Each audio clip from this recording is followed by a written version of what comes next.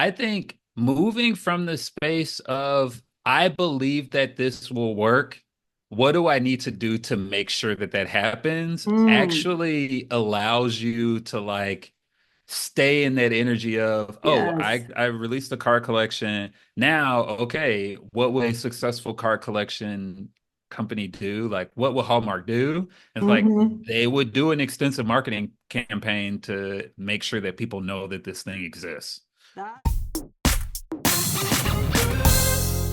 I am super excited today because I am joined by Justin Shiels. Justin is a creative who I've been following for a while because of his uplifting and joyful lettering and illustrations. And I really wanted to connect with him after I learned about his background. So he recently launched SoCurious, which is a company that not only sells greeting cards, but offers support and guidance for creatives to make meaningful progress in their lives. So, welcome, Justin. Hey there, how are you? Good. So just to get us started, can you give us sort of like the broad strokes of your background as far as being a creative and what you were working on up until recently? Yeah, so I got my undergraduate degree in graphic design and worked primarily in advertising for the majority of my career. I had a brief stint working in the gallery world. I did that for a Mm. couple of years and got my master's in arts administration. Oh. And then I had another brief stint working in communications at an arts high school. But outside of those two departures, I've primarily worked at ad agencies doing campaign creative for businesses. First for CPG brands, which is consumer packaged goods. That's things that you can buy in the grocery store. Okay. Uh, then B2B brands, business to business brands. And while doing that, my biggest client was Amazon Business. And then from there, I did public health advertising. And so this was working with cities and states in order to Mm. teach the community about specific ideas that these groups wanted their constituents to know about. So I did a lot of fentanyl prevention, Mm. heroin prevention, and then awareness around suicidal ideation in teenagers. Oh, wow. Okay. So really in there. Yeah. Um, Cool. All of that is like, very far outside of my experience. Yeah. So it's like advertising is so were they more print ads or or can you give us a little more background on like specifically is like print ads or is it like I'm thinking of like the subway ads when I used to live in New York and stuff like that. Like what kind of medium were you guys Yeah, doing your ads? definitely cross medium, primarily digital though. And Okay. so a lot of Facebook ads, Google display ads, and then developing commercials that ran on those platforms as well as on YouTube.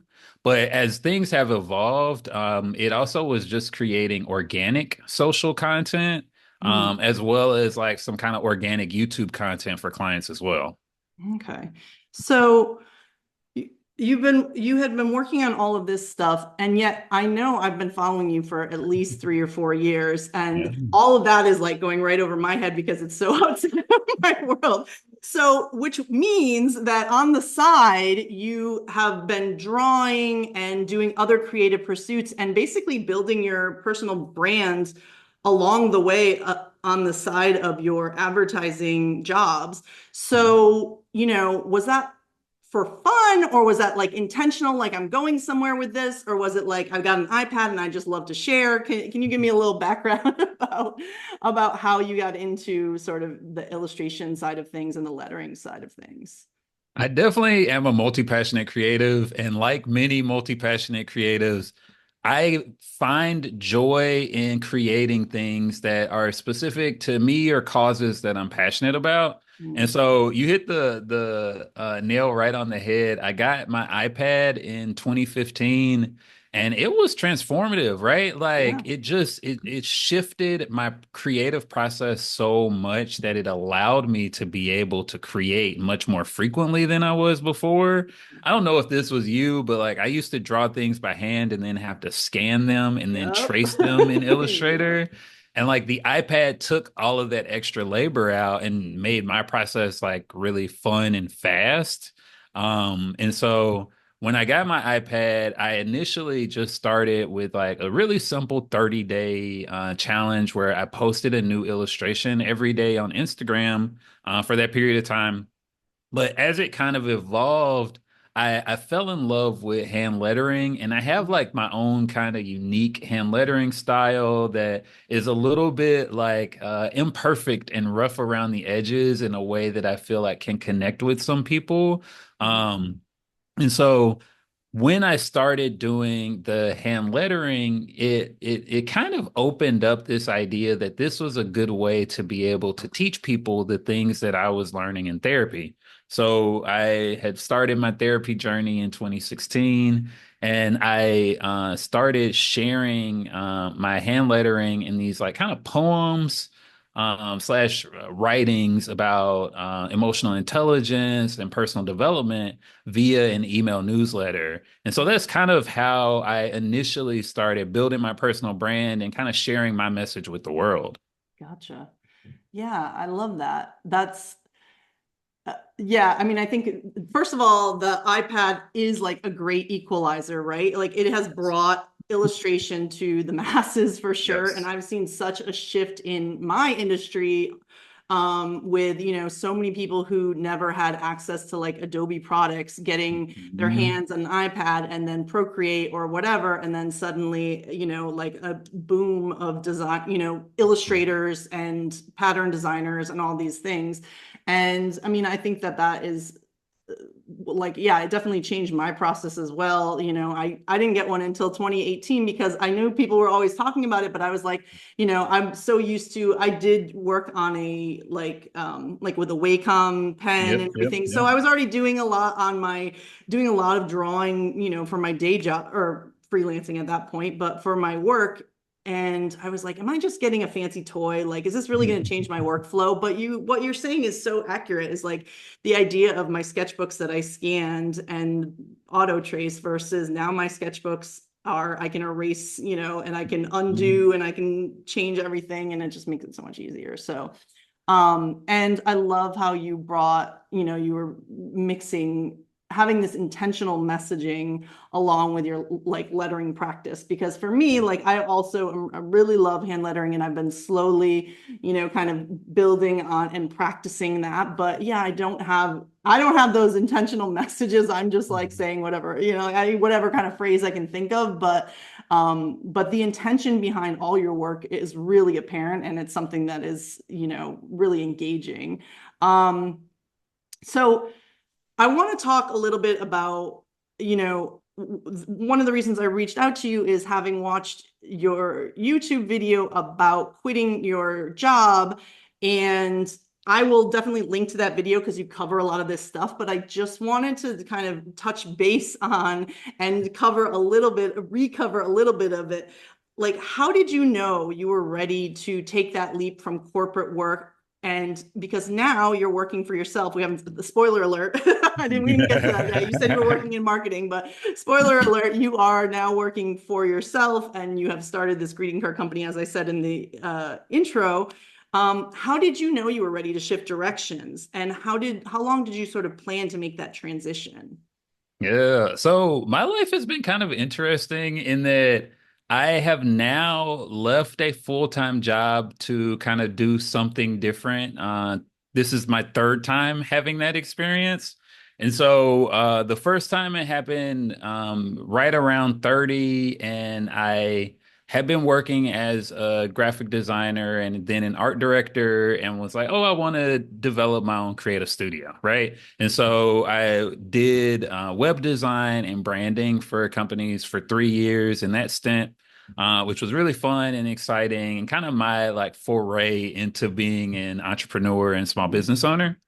Um, I unfortunately though, and this is so funny, I don't love web design. I just don't like building websites. That's not my thing. That's fair. And I like built this like weird prison for myself with that company because it was like everyone wanted a website and I could build them. And so I'm like making more money than I had ever made, but I'm doing this thing that I had no passion for. Yeah. Um, so I went back to the workforce, and that's when I actually came back as a creative director. I was able to kind of transition the skills that I had learned working for myself in order to command a higher title and like new responsibilities, right?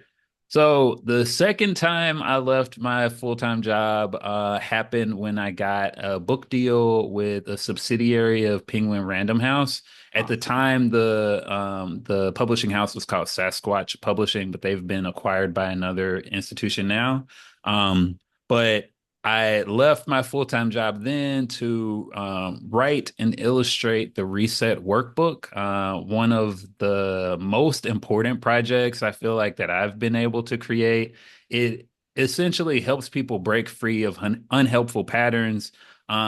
Through a series of guided journal prompts. And so it hits on like all these different Mm, parts of who you are as a human at your core and gives you the opportunity to kind of investigate those parts of yourself in like a kind of fun and delightful way that has like really fun, cute illustrations and sometimes heavy, but also sometimes funny questions. So I took a year off to create that, but then ended up having a cancer scare and ended up going back to work because I was like, ugh, I need health insurance health just in case insurance. something is wrong. Damn you, So, America. yes, I know. Oh, the worst part of being here. Yeah. Uh, I think what happened though, and this is something that I think many creative people experience, but that sometimes we will ignore our lives will tell us when we are ready for a change and like Mm, you feel it, right? You will mm, feel it internally. For me it manifests as like it's like I feel like I'm out of alignment, and when I feel like I'm out of alignment, all of a sudden things feel hard that used to feel easy. mm, It could also for me be like it feels like I'm getting into conflicts with people that I'm not used to getting in conflicts with. And in addition to that, it could be that you genuinely are just not enjoying things that you used to enjoy a lot. And I feel like I experienced all three of those things kind of like concurrently at this really toxic workplace that I was at previous to quitting. And the situation, it went from like 0 to 100 like rapidly. mm, It felt as if the universe was conspiring to force me to quit. mm, And so what was intriguing though is that this was the first time where I had not significantly planned for my exit. And so I literally had about $25,000 in savings and was like, okay, I guess I'm gonna quit. For context, in previous iterations of leaving my full-time job, I had saved a lot more money than that. yeah. Okay. Um, but this time it was like I gotta get out of here. yeah, I Yeah. have to get out of here. And based on the experience that I had, I was like, I can't even imagine myself being a creative director right now. Like, I need to like actually just sit and rest and focus on what's important to me first, Mm, and like kind of regroup.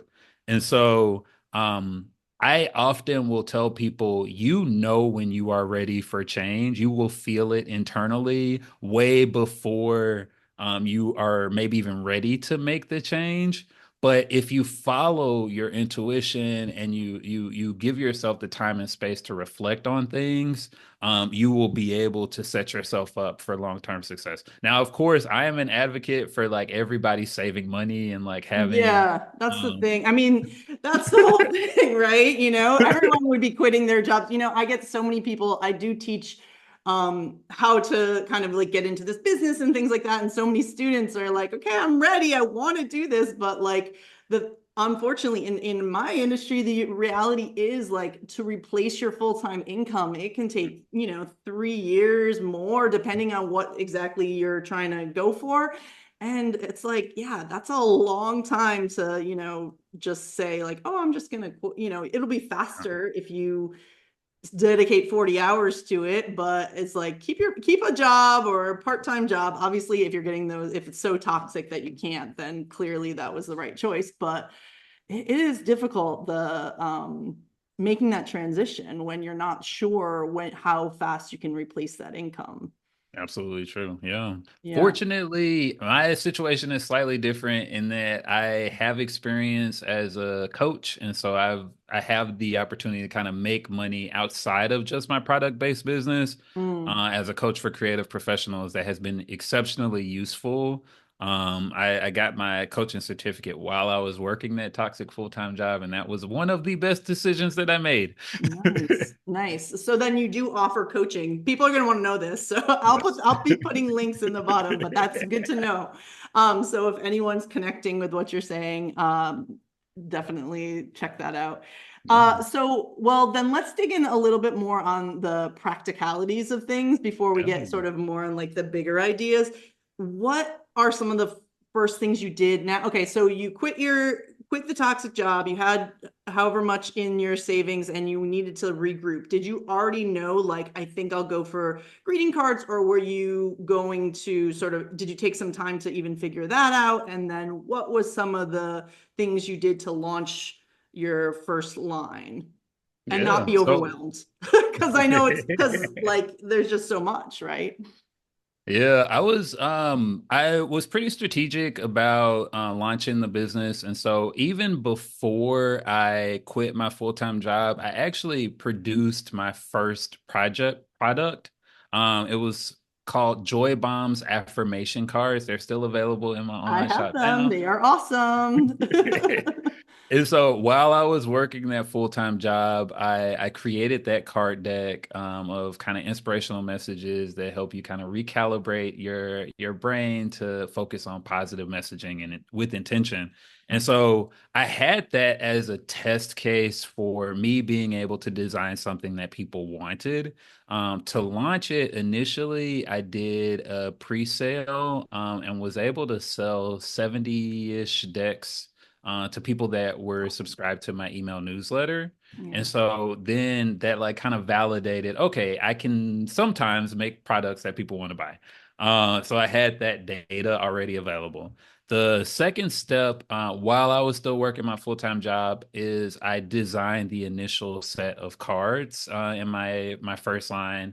And in my first line, I have 15 different cards. And so all of those were already produced and like ready to launch before I quit my full-time job. Mm. And if I remember correctly, I think I even started teasing the idea that I was making this transition in advance of like kind of releasing this YouTube video that kind of was pretty popular and established the shift from working full time to being an entrepreneur. And so I think because I had products that people could buy already, it eased that transition a lot. And I was really fortunate that that video resonated because I think many people have experienced working toxic jobs that just don't feel in alignment to them. Yeah. And in conjunction with that, because of the content of the video, a lot more people reached out for coaching services. And so it Mm. kind of created this like nice softer landing Yeah. which is really I'm really thankful for. That worked out. I love that. Um, yeah, and so that I would also say you benefited from the fact that you had been sort of building this personal brand of and had this illustration, you already had a newsletter, you had already had an Instagram following and all that. Mhm. So and having already launched the one product. So all of that contributed to making it a little bit easier. I know not everyone has that advantage. And I feel like, so when I transitioned I worked for in 3 different companies working as a staff designer. Mhm. And then in 2012, I had worked all of those in New York City and we were ready to leave New York City. I now live outside of Raleigh, North Carolina. And so I was like, okay, I'm ready to go freelance. And my thought was like, this is going to be easy because I already have the skill set. All I'm going to be doing is I need to find some clients, but like I'm just going to be doing the same thing I do at my day job.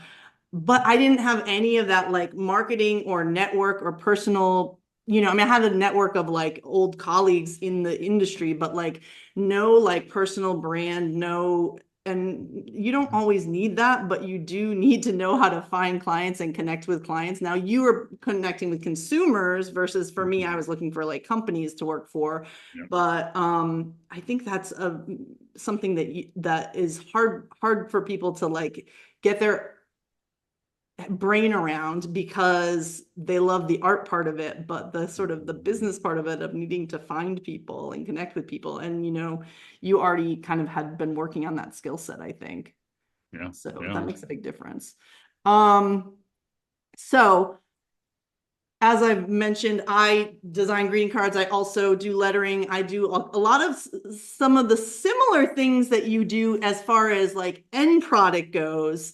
Yeah. And I obviously am aiming to make people smile with like the patterns and things that I do, but I feel like I've always been so pragmatic about it. And I'm always like, what's marketable? What's like, what's out there? Like, I guess you seem like a very like heart-centered creative.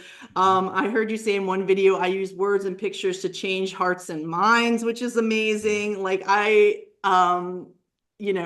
feel like I'm so practical compared to, and that, I'm not to say that you're impractical, obviously, to say that you have this, more heart-centered business. Have you always had that kind of joy as a motivator, or was it something that you built over time? And has now that you work for yourself, is that something that that's continuing to like push you, or are you starting to get into more of the practicalities of things? I like to think that I can balance like being a creative while also being an entrepreneur. That is actually really important to me. And to your point earlier, in many ways, it's like I'm not drawing all day. That's just not actually Yeah, the lived experience at of all. like doing what we do. Mm-mm. The majority of the time is like maybe I draw like 25% of the time, and then the other 75% is like, I'm in Excel documents pretty frequently, like just trying to work through numbers and make sure that I'm making good financial decisions. Sometimes I'm on calls like this, either promoting my business or working with clients. And then in addition to that, I am also responsible for like trying to facilitate deals, right? Like you're trying to get groups or institutions to buy work in bulk, Mm-hmm. because that tends to be the easiest way. Right. Um, the other thing that I do pretty frequently that I didn't mention is I make a lot of social content. Mm. I make a lot of social content. And so that takes up a lot of energy and time as well. But that's the way that I'm able to kind of get new customers or connect with new people. And so I think at the core for me, I am not the type of person that can just work from money alone. And so like I mentioned my first foray into being an entrepreneur because that was out of alignment for me, right? It was Mm. like building Yeah, because it was a websites. profitable thing that everyone needed, but you weren't into it. Yeah, that's fair. Yeah. It's like building websites made a ton of money, but it was not for me. And so when I launched my business this time, I was like, I have to be mission driven in order for it to work for the way that my brain works, right? And Mm. so I live within that mission. And what is really intriguing is I came up with the phrase joy is the revolution after going through my kind of toxic work experience. But then that message has actually resonated really deeply, Mm-hmm. especially as we've kind of gone through a period of time where people have felt depressed or dejected because of the election results. And Mm-hmm. so, like, I doubled down on this idea that I am here to teach.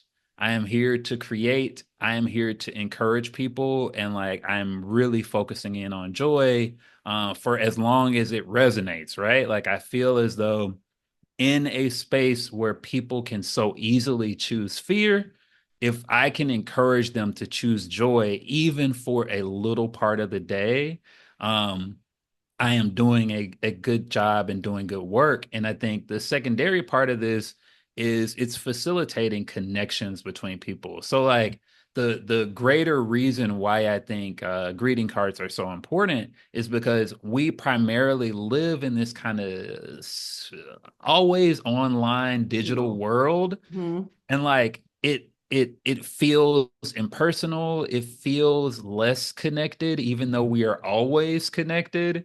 And I feel like there's magic in like writing something by hand and sending it to your friend. Like that is actually a much more tangible, meaningful way to show someone you care about them. Yeah, I agree with all of that. I would say I think the joy as a revolution thing is definitely hitting. Like, I mean, I for sure had followed you, I'd seen your videos, and I was like, I want to reach out to him. And then the election happened, and then you were creating more content, and it was like, yeah, it was hitting, it was helpful, it felt, and I even said this in one of my stories about, it wasn't specifically about your post, but it was like, I'm so grateful to creators who have the presence of mind this particular week to continue to share hope and joy when so many people are not feeling that and are really, really dejected and really, really bummed out and feeling, hopeless. So those people who have that ability to still spread that light is like, how priceless is that? And that was one thing that you were able to share with your audience. And I appreciated that. And that was another reason why I was like, okay, for real, email him this time instead of, procrastinating like I had been. So yes, I think that message is definitely resonating was the point of that. And then yeah, I love what you're saying about greeting cards. I think yeah, community and connection is just something that is so important in this world. And then yeah, with the digital situation, I was just saying the other day or yesterday or today or something, I don't know, whatever, but I was saying like, I keep saying I want community, but I also never want to leave my house. And so greeting cards, I could do, I can do both. So yeah, I love that. And I think some of the messaging in some of your cards, hits on some of that as well and gives is sort of to be able to share that with your friends. And I think as with your next line, next release or whatever you do, as you kind of build on that, I'm excited to see how that expresses, comes out in your work specifically. Um, and I think so it really, besides the election, it's been a tough year for a lot of independent designers and artists, just, because a lot of people are talking about how business has slowed down. Obviously, the world is overwhelming right now. I know for me, I definitely am not going to be. I always am like hoping out.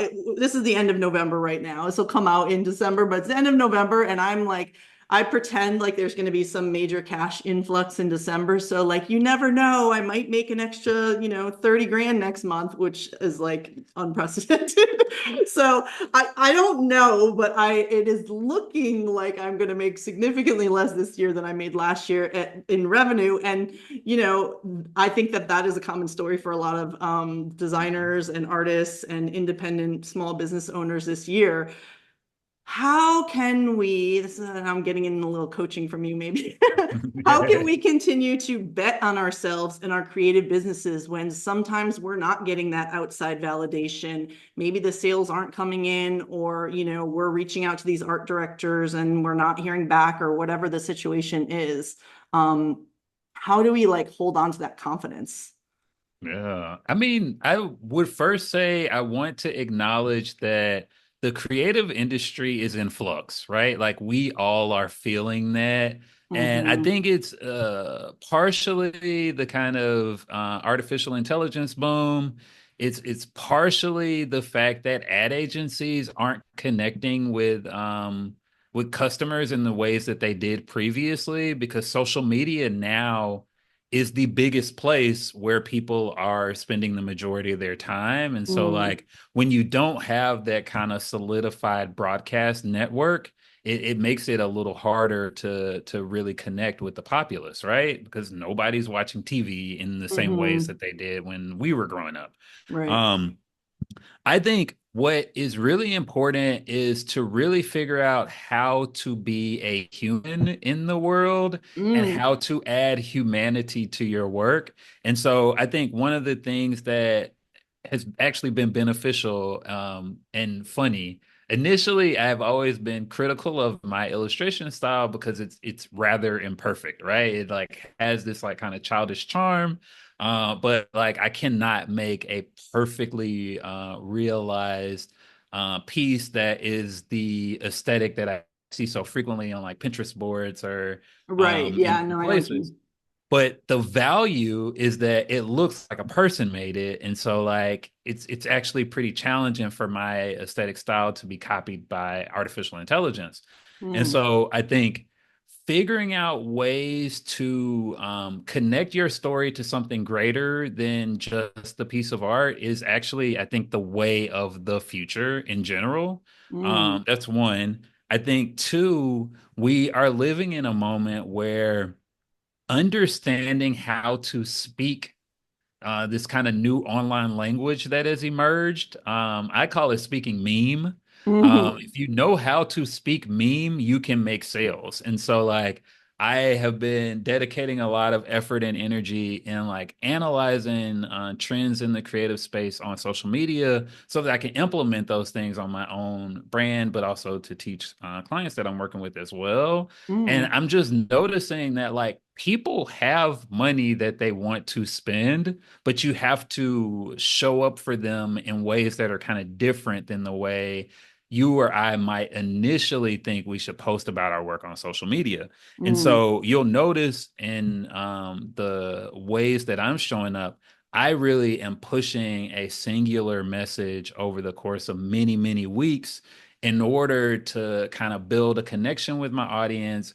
And then when I am ready to ask for something from the audience, they kind of are ready to like give, right? And right. so Okay. specifically, I have my first art show coming up on December 8th. I'm so excited about it. Yay, Um congratulations. super excited. And to fund the show, I posted in my email newsletter these kind of 32 mini art prints that I developed and was able to have like a really great week, right? Like one of the best weeks in my small business so far, where in like 3 days I made $1,500 to help fund Wow. this art show Yeah. from like direct to consumer purchases. And as you're aware, direct to consumer purchases are so much smaller than when you're working with an art director or Hmm. Yeah, a no, bigger business. that's big numbers. And so I think it really is, we're living in this world where you have to have a story, but I think like that idea has become so cliche. And so I'm trying to rename it that you have to be able to speak meme in order Mm, to sell your story to people in the way that they mm, consume things now. interesting. Okay. So I'm just trying to apply that to myself, Sirius. How can Yeah. I? So, I mean, I work with so many artists who are don't want to like social media, like they like the art part. The social media part is like, oh, come on. So, Yeah. Yeah. and so it's like the idea of, yeah, sort of digging even deeper into that. I mean, it doesn't have to be social media. It could be through a newsletter, it could be through whatever, but to reach that, no matter how you're actually nurturing your audience and telling your story, you need to reach those people. And Mhm. so, whether, I mean, and like for me, that way is usually YouTube. And for Mhm. you, it's probably more through Instagram. I mean, you have a YouTube channel as well. I'm sure you are reaching people through that too. But like I yeah, it's like how new artists can bring people in to set themselves up.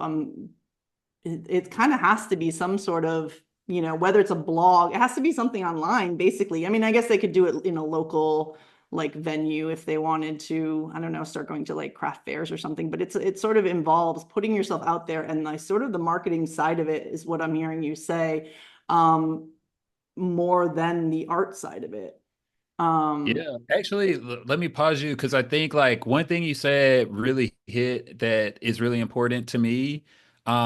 If you are the type of creative that absolutely does not like showing up on social media, you do have to leverage your local community to mm, grow your art business. And so I am in full alignment that like you can build a sustainable business model off of craft fairs locally, especially if you're a new creative. And that is a beautiful way to allow people to interact with your work and give you firsthand knowledge on like what they think is good. And right. Yeah. especially like if you are eventually going to license that to other people, you can validate your ideas in advance before trying to license it to someone else. And so that is a viable way forward. Second viable way forward is leveraging influencers, especially smaller influencers on TikTok. If you create a business account on TikTok, you have the ability to kind of pay people on commission for promoting your work. You Mm, will have to send them your work, which can be somewhat cost intensive. But I think that is a viable model for um, having people that are good at creating content create content on your behalf. It gotcha. comes with a cost, right? Right. Right. And If you then have I a think product-based business, yeah, for sure. yeah. Yeah. And then I think the third way forward is establishing your own story arc. And so, like, I am a huge proponent of essentially trying to develop a 30-day post content calendar that communicates an idea Mm, fully, right? And so like when I was building out how I want to communicate joy as the revolution to the world, I sat with myself and like brainstormed some ideas. I took my brainstormed ideas and put those into ChatGPT, and it helped me to refine my concepts into something that I thought was really viable and useful to the audience. And then I like have slowly been like trickling out that information in a way that makes sense for me. So it's like partially storytelling, partially making art that helps to tell the story, and then sometimes it's me talking on camera. What popped up for you? I'm saying this is where we see that you're an advertising guy, right? Like you have this like, this campaign that you're thinking, right? This marketing, this is where that all comes in and that skill set comes in, which obviously is excellent for what you because that's like so much more detailed than most like art entrepreneurs would Mhm. know to think about really. Yeah. And so the fact that you already have that sort of on deck of like I want to do these like 30-day campaigns rather than like 1 to 2 posts about a particular subject Mhm. or whatever. That is all your marketing and advertising work and it's awesome to see that all of those skills. I mean, everyone has different skill sets that they come to the table with, and I think that I'm always trying to remind people that like just because you were whatever a physical therapist in your Mhm. last job doesn't mean that some of those skills don't translate into your art career.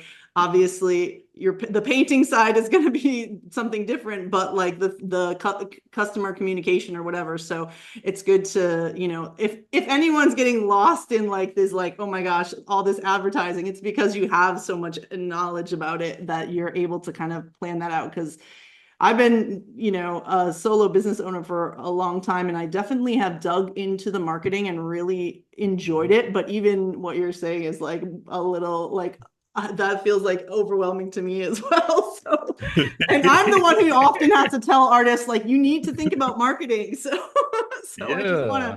I just want to say that I can tell that that's coming through and that it's excellent. Like I mean, I wish I could think, in that broadly about my messaging. I can't Yeah. or I haven't yet, but maybe I need to start. Um, so that brings me to my next question, which is talking about big goals. So like, you're talking about 30 days. Let's like you're a big picture guy, I can tell. And you have your first card line available in your shop, and like as you were saying, you also already offer coaching. And now that I'm hearing more of your story, I understand that you have all these sort of pieces of things that you have done in the past that are all kind of filtering into this business that you're hoping to build with SoCurious. And I have seen, in either some of your posts or a video or something about some of your goals for how you want to build this business into, teaching, coaching, like YouTube, all these different facets. How do you find balance when you have so many ideas that excite you, when you have these big picture goals? And how do you choose which to start and when to, like, okay, now I've, not to say like you're going to shift away from your greeting cards, but it's like, okay, I've focused on launching this. Now that I'm at this certain point, now I'm going to start thinking about building off the next branch versus just getting overwhelmed of like, I need to be doing this, and this to achieve all these goals that I want to do. Basically, how do you Yeah. not get overwhelmed by by various streams of income or ideas, I guess is the. Yeah, I another thing that I learned in advertising is this idea of doing 30, 60, or 90-day sprints. Mm, A sprint is basically where you dedicate your focus to one specific thing for a period of time, right? And so, for example, one of my sprints was building the Joy Bombs affirmation cards. And so during that time period, it was like I was working my full-time job, but outside of my full-time job, that almost my full focus, right? It was like that was the thing that I was thinking about. First, developing the product, but then developing the plan to promote the product, right? And so that ended up being about a 60-day sprint to create the product and then share it with the world in a way that encouraged them to buy it. And so I oftentimes try to focus on one project at a time and finish it fully. And then I always have this kind of list of projects that I'm interested in doing, like most multi-passionate creatives. But I go out of my way to try to focus on one thing is the primary for right now. And then once mm, that's complete and I've promoted that thing adequately, then I can move on to the next thing. I feel like where I have the opportunity is actually to slow down even a little bit more, because I tend to believe that once you have made something, let's say, for example, my initial greeting card line, it's like people will continue to want that. And as you are continuing to grow your audience, or in my case, grow my email newsletter, there are new people all the time that maybe don't even know that I have this thing that started following me in the past few weeks. And so, figuring out strategies that allow me to continually promote the things that I have created is really, really important to me. But you asked me the question, how do I stop myself from getting overwhelmed? And I really think the focus is like allowing yourself to do one thing at a time and mm, being okay that it might take a little bit longer to get everything complete. mm. Because once you get one thing done, then you can stack on another thing. And so, as you mentioned, I have like now I'm building a house, right? Like it's like brick by brick, I'm building this business that has many facets. But I actually have been able to do that because I'm kind of only doing one thing at a time. Yeah.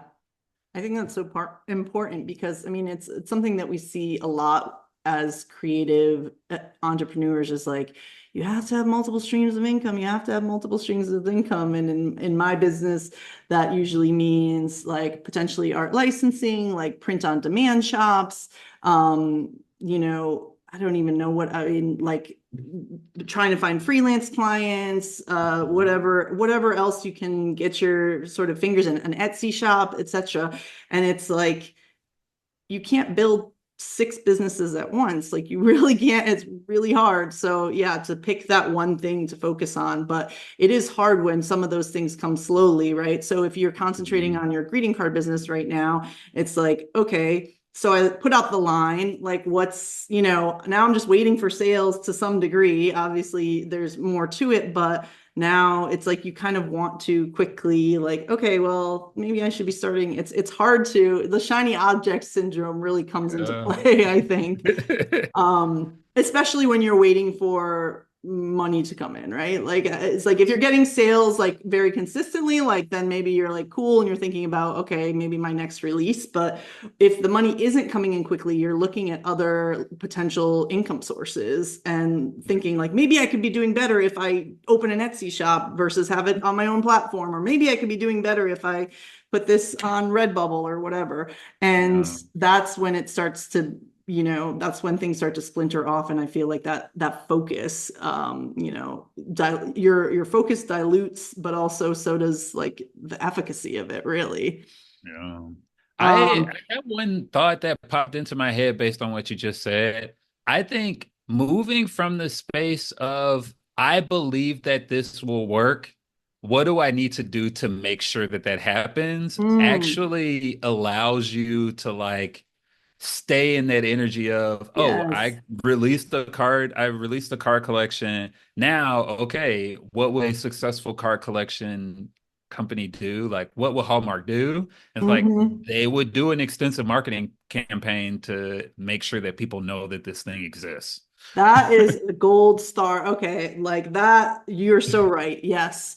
That's like the answer, honestly.